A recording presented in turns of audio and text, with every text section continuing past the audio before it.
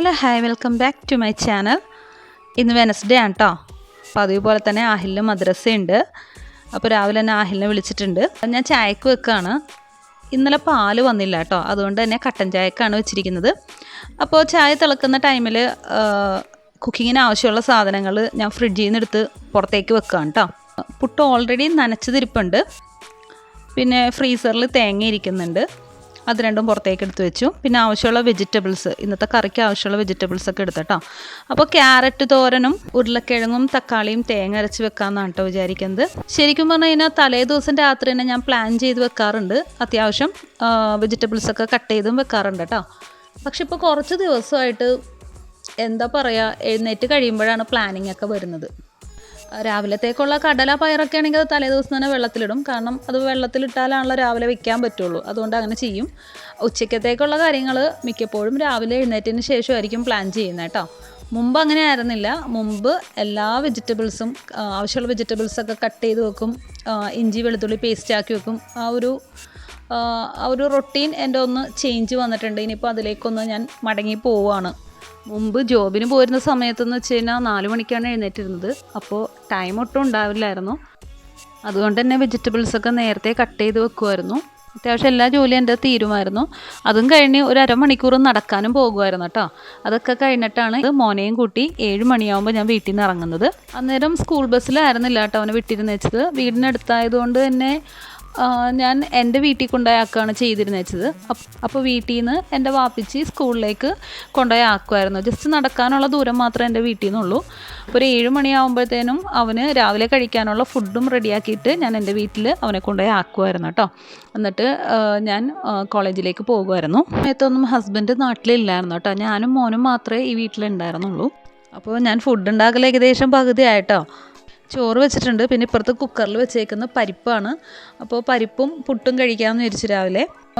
പരിപ്പ് കറിക്ക് ഞാൻ തക്കാളിയും കൂടി ചേർത്തിട്ടുണ്ടായിരുന്നു കേട്ടോ. അപ്പോൾ തക്കാളി എടുത്തത് കുറച്ച് കൂടിപ്പോയി. അപ്പോഴത്തേനും ഞാൻ എൻ്റെ കറി വെക്കാനുള്ള പ്ലാനിങ് മാറ്റി കേട്ടോ. ക്യാരറ്റ് തോരൻ ഉണ്ടാക്കാമെന്നാണ് വിചാരിച്ചിരുന്നത്. അപ്പോൾ തക്കാളി കട്ട് ചെയ്തത് കുറച്ച് കൂടിയും പോയി. അതുമാത്രമല്ല, ക്യാരറ്റ് തോരൻ ഉണ്ടാക്കണമെങ്കിൽ തേങ്ങ ഇനി കട്ട് ചെയ്യണം. അപ്പോൾ എനിക്ക് മടിയായി. അപ്പോൾ ഞാൻ ഓർത്തു തക്കാളി ചമ്മന്തി തന്നെ ഉണ്ടാക്കാമെന്ന് വിചാരിച്ചു.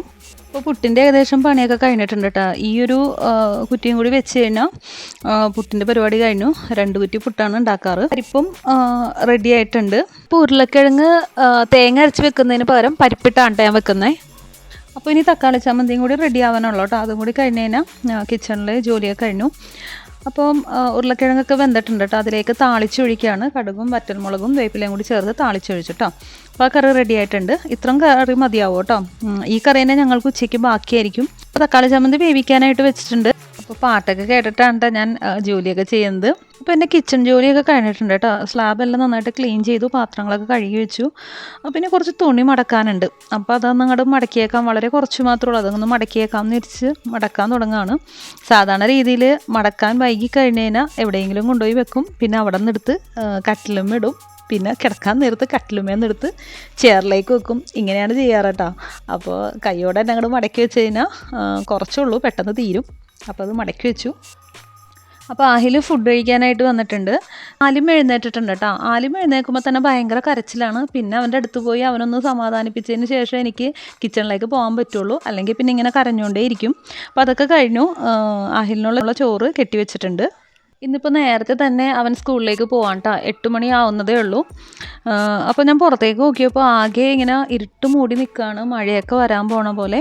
അന്തരീക്ഷമൊക്കെ ഭയങ്കര മോശമായിട്ട് നിൽക്കുകയാണ് കേട്ടോ.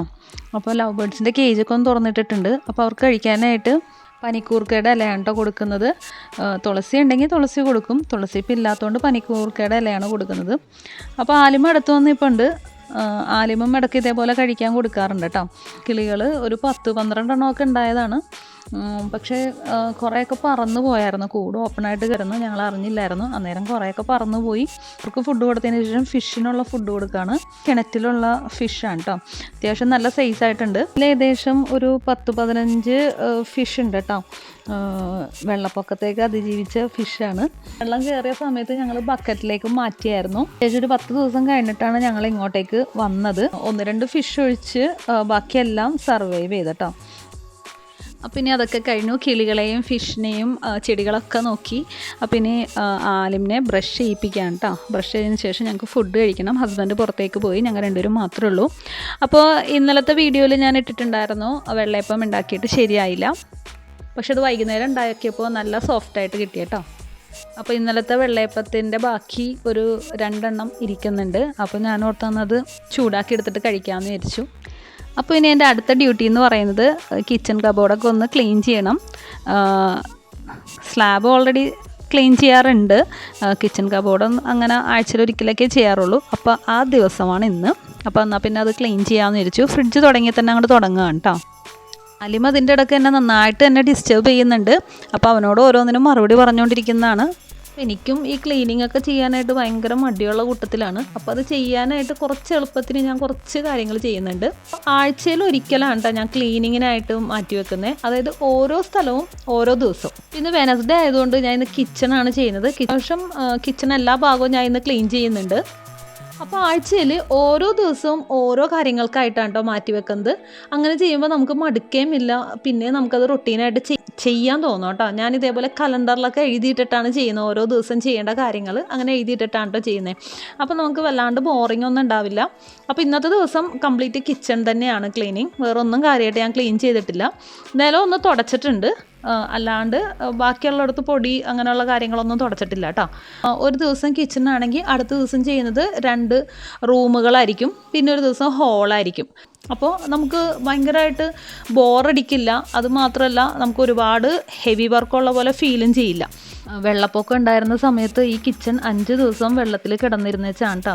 പക്ഷേ കബോർഡ് വർക്കുകൾക്കൊന്നും കാര്യമായിട്ട് കുഴപ്പമൊന്നും ഉണ്ടായില്ല കേട്ടോ. അത്യാവശ്യം നല്ല ക്വാളിറ്റി മെറ്റീരിയൽ ആയതുകൊണ്ട് കിച്ചണിൽ കാര്യമായിട്ട് കുഴപ്പമൊന്നും ഉണ്ടായിരുന്നില്ല.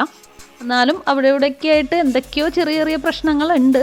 ബാക്കി ബെഡ്റൂമിൻ്റെയൊക്കെ കബോർഡുകളൊക്കെ ഞങ്ങൾ കുറച്ചൊക്കെ ഒന്ന് ചേഞ്ച് ചെയ്തു കേട്ടോ. നമുക്കൊട്ടും അഡ്ജസ്റ്റ് ചെയ്യാൻ പറ്റാത്ത കബോർഡുകളാണ് കേട്ടോ നമ്മൾ മാറ്റിയത്. പിന്നെന്ന് വെച്ച് കഴിഞ്ഞാൽ നമ്മൾ താമസിച്ചിട്ട് 1 വർഷം കഴിഞ്ഞ ഉടനെ തന്നെയാണ് ഈ വെള്ളപ്പൊക്കം ഉണ്ടായത്. അപ്പോൾ സത്യം പറഞ്ഞാൽ അത് ഓർക്കുമ്പോൾ ഭയങ്കര സങ്കടമാണ്. കബോർഡുകൾ അങ്ങനെ പോകില്ലായിരുന്നു. വെള്ളപ്പൊക്ക സമയത്ത് നമ്മളുടെ കട്ടിലൊക്കെ ഓൾറെഡി ഫിക്സഡ് ആയിട്ടുള്ള കട്ടിലാണ്. അപ്പോൾ കട്ടിൽ വെള്ളം വന്നപ്പോൾ പൊങ്ങിയിട്ട് ജോയിൻ്റ് വിട്ട് ചെന്ന് കബോർഡിലാണ് ചെന്ന് അടിച്ചത്. അപ്പോൾ അങ്ങനെയൊക്കെ അതിൻ്റെ ഡോറൊക്കെ പൊളിഞ്ഞു പോയിട്ടുണ്ട്. അങ്ങനെയാണ് കൂടുതൽ നഷ്ടങ്ങൾ സംഭവിച്ചത്. അപ്പോൾ ആ ഒരു സൈഡ് കഴിഞ്ഞിട്ടുണ്ട്. ഇനി ഇപ്പുറത്തെ സൈഡാണ് ചെയ്യാനുള്ളത് കേട്ടോ. വീട് പണിതപ്പോൾ ഈ ഒരു സെക്ഷൻ ഉണ്ടായിരുന്നില്ല കേട്ടോ. ഈ ഒരു കബോർഡ് വർക്ക് ചെയ്തിട്ടുണ്ടായിരുന്നില്ല. വെള്ളപ്പൊക്കത്തിന് ശേഷം 2ാമത് വർക്കുകളൊക്കെ ചെയ്തപ്പോൾ അതിൻ്റെ കൂട്ടത്തിൽ ഇതും കൂടി പറഞ്ഞ് ചെയ്യിച്ചതാണ് കേട്ടോ. അപ്പോൾ ഇതിന് താഴെ ഞാൻ ഒരു സ്പേസ് ഇട്ടിട്ടുണ്ട് കേട്ടോ. അത് പറഞ്ഞ് ചെയ്യിച്ചതാണ്. ആഹിൽ ചെറുതായിരുന്നു ഞങ്ങൾ ഈ വീട്ടിൽ താമസിക്കുന്ന സമയത്ത്. അപ്പോൾ എൻ്റെ കിച്ചൺ ജോലിയും അവൻ്റെ പഠിപ്പിക്കലും എല്ലാം കൂടി നടക്കാനായിട്ട് ഞാനങ്ങനെ പറഞ്ഞൊരു സ്പേസ് അവിടെ ഇടിയിച്ചതാണ് കേട്ടോ. അപ്പോൾ അതാകുമ്പോൾ അവന് ഇരുന്ന് പഠിക്കുകയും ചെയ്യാം, എനിക്ക് കിച്ചണിലെ ജോലിയും ചെയ്യാം എന്നുള്ള രീതിയിൽ. അപ്പോൾ ജോലിയൊക്കെ എളുപ്പമാക്കാനായിട്ട് ഞാൻ തന്നെ കണ്ടുപിടിക്കുന്ന കുറച്ച് കാര്യങ്ങളാണ് കേട്ടോ. ഇതേപോലെ ആരെങ്കിലുമൊക്കെ ചെയ്യുന്നുണ്ടെങ്കിൽ ഒന്ന് പറയണേ. വെള്ളം ഇങ്ങനെ മെഷർമെൻറ്റ് വെച്ച് ഞാൻ കുടിക്കുമായിരുന്നു കേട്ടോ. അതായത് 1 ലിറ്റർ വെള്ളം ഇത്രയും ജോലി ചെയ്ത് തീർക്കുന്നതിനുള്ളിൽ ഇത്രയും വെള്ളം കുടിച്ച് തീർക്കും. അങ്ങനെ ചെയ്യുമായിരുന്നു കേട്ടോ. കാരണം എനിക്ക് വെള്ളം കുടിക്കാൻ ഭയങ്കര മടിയാണ്. വെള്ളം ഒട്ടും തന്നെ ഞാൻ കുടിക്കില്ല. കിഡ്നി സ്റ്റോണൊക്കെ വന്നിട്ടുണ്ട് വെള്ളം കുടിക്കാൻ വന്നിട്ട്. അപ്പോൾ അതുകൊണ്ടിട്ട് തന്നെ പോലെ ടൈമർ വെച്ചിട്ടോ അല്ലെങ്കിൽ എന്തെങ്കിലും ജോലി ചെയ്യുന്നതിൻ്റെ ഇടയ്ക്കൊക്കെയാണ് ഞാൻ വെള്ളം കുടിക്കുന്നത് കേട്ടോ.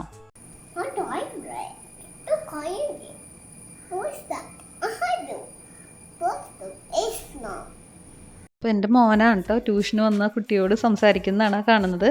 അപ്പോൾ ഇത്രയുള്ളൂ ഇന്നത്തെ എൻ്റെ വീഡിയോ. എനിക്ക് എൻ്റെ വീഡിയോ ഇഷ്ടമായെങ്കിൽ ഒന്ന് ലൈക്ക് ചെയ്യാം കേട്ടോ. Okay, thank you for watching.